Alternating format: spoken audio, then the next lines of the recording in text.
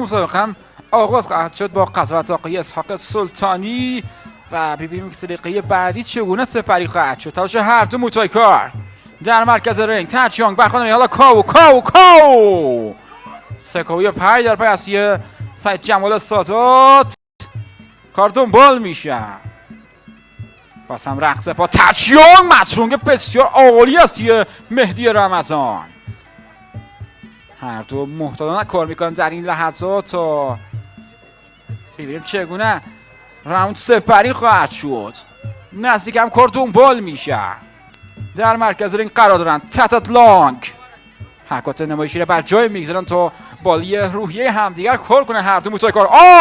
تیوینگسون بازم مترونگ دفاعش رسیه مهدی رمضان همچنان گرد خودش بسته کرده. رقص پا در جریان هست. تاچیانگ خیلی خطرناک است این ضربات. همچنان مترونگ پیشروی اصلی سعید جمال سادات. کاو در پایتخت افغانستان و رقابت مرکزی را